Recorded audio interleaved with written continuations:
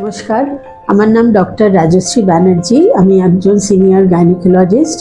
আমি জরায়ু বা ইউটেরাস এবং জরায়ু মুখ বা সার্ভিক্সের টিউমার ও ক্যান্সার এবং পশ্চিমবঙ্গ সরকারের নতুন উদ্যোগ কম বয়সী মেয়েদের বিনামূল্যে সার্ভাইকাল ভ্যাকসিন দেওয়া, এটা সম্বন্ধে কিছু বলতে চাই। প্রথমে আসি জরায়ু টিউমারের প্রসঙ্গে।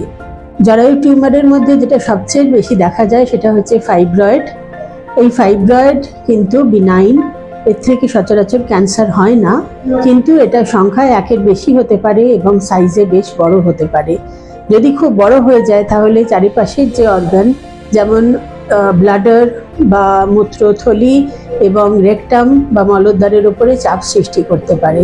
কিন্তু সবচেয়ে বেশি যে প্রবলেম দেখা যায় সেটা হচ্ছে মাসিকের অসুবিধে। মাসিক বেশি হওয়া, রক্তের ডালা বা ক্লট পড়া, তলপেটে প্রচণ্ড ব্যথা হওয়া এবং বারবার মাসিক হওয়া, এগুলো যদি হয় তাহলে সঙ্গে সঙ্গে ডাক্তারের কাছে যেতে হবে। হরমোন ইঞ্জেকশনে ফাইব্রয়েডের সাইজ কমে গেলেও এর আসল ট্রিটমেন্ট কিন্তু সার্জারি বা অপারেশন।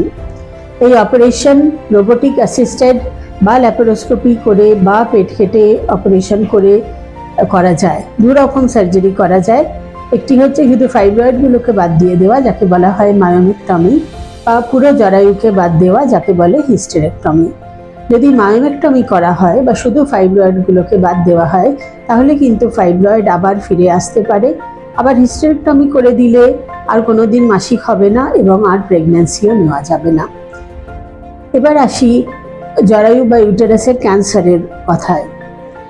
এই ইউটেরাসের ক্যান্সারের প্রথম লক্ষণ হচ্ছে মেনোপজ বা মাসিক বন্ধ হয়ে যাওয়ার 1 বছর পরে আবার নতুন করে ব্লিডিং শুরু হওয়া। এরকম যদি লক্ষণ হয় তাহলে কিন্তু সঙ্গে সঙ্গে গাইনোকোলজিস্টের কাছে যেতে হবে। আল্ট্রাসাউন্ড, স্পেশালি ইন্টারনাল আল্ট্রাসাউন্ড বা ট্রান্সভেজাইনাল আল্ট্রাসাউন্ড, এটা করলে আমরা দেখতে পাই যে জরায়ুর ভেতরকার লাইনিং বা এন্ডোমেট্রিয়াম যাকে বলে সেটি মোটা হয়ে গেছে কিনা। আবার ব্রেস্ট ক্যান্সারের কিছু ওষুধ আছে, যেমন ট্যামক্সিফেন। এই ওষুধ খেলেও কিন্তু জরায়ুর ভেতরকার লাইনিং মোটা হয়ে যেতে পারে। যদি এরকম ধরা হয় তাহলে ডাক্তার স্যাম্পলিং করতে পারেন বা হিস্টেরোস্কোপি করতে পারেন, যেটি একটি ক্যামেরা ভেতরে ঢুকিয়ে জরায়ুকে দেখা হয়। এবার আসি জরায়ু মুখ বা সার্ভিক্সের ক্যান্সারের ব্যাপারে। যেহেতু সার্ভিক্স বা জরায়ু মুখ গঠনগতভাবে জরায়ুর থেকে একটু অন্যরকম, এর ক্যান্সারও একটু অন্য ধরনের হয়। সার্ভিক্সের ক্যান্সার কিন্তু ক্যান্সার হবার আগেই ধরা যায় যদি 3 বছর অন্তর অন্তর প্যাপস্মিয়ার বলে একটি টেস্ট করা হয়। এটি খুবই সাধারণ টেস্ট এবং সস্তা টেস্ট, কিন্তু এতে আমাদের দেশে অনেক মানুষের প্রাণ বেঁচে যেতে পারে। এই সার্ভাইকাল ক্যান্সার এর সঙ্গে ডিরেক্টলি একটি ভাইরাসের রিলেশন আছে। সেই ভাইরাসটির নাম হচ্ছে হিউম্যান প্যাপিলোমা ভাইরাস। এই ভাইরাসটি পুরুষের শুক্রাণুর সঙ্গে মহিলাদের দেহে প্রবেশ করে। আমাদের একটি জিনিস মনে রাখতে হবে যে এই সার্ভাইকাল ক্যান্সারের প্রধান লক্ষণ কিন্তু সহবাস বা সেক্সুয়াল ইন্টারকোর্সের পরে ব্লিডিং বা স্পটিং হওয়া। এই লক্ষণ যদি দেখা যায় তাহলে কিন্তু সঙ্গে সঙ্গে ডাক্তারের কাছে যেতে হবে। এখন এই ভাইরাসের প্রসঙ্গে আরেকবার আসি। এই ভাইরাসকে কিছু ভ্যাকসিন দিয়ে প্রিভেন্ট বা আটকানো যায়। এই ভাইরাসটির নানা রকম টাইপ হয় বা স্ট্রেন হয় এবং কতগুলি স্ট্রেনকে আটকানো যাচ্ছে সেই অনুযায়ী এই ভ্যাকসিনেরও স্ট্রেংথ বা শক্তি দেখা যায়। আমাদের দেশে সবচেয়ে ভালো যে ভ্যাকসিন পাওয়া যায়, সবচেয়ে স্ট্রং ভ্যাকসিন, সেটা হচ্ছে গার্ডাসিল 9।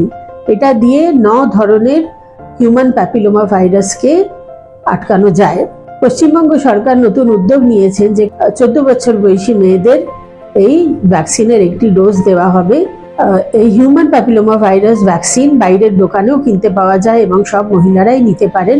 15 বছরের নিচে এর ডোজ হচ্ছে 1 মাস অন্তর অন্তর 2টো ডোজ, কিন্তু 15 বছর হয়ে গেলে 1 মাসের পরে একটি, আবার 6 মাসের পরে আরেকটি, মোট 3টি ডোজ দেওয়া হয়। হিউম্যান প্যাপিলোমা ভাইরাসের ভ্যাকসিন প্রেগন্যান্সিতে দেওয়া হয় না, কিন্তু যদি কোনো প্রেগনেন্ট মহিলা ভুল করে নিয়ে ফেলেন তাহলেও বিশেষ কোনো অসুবিধে নেই। নমস্কার।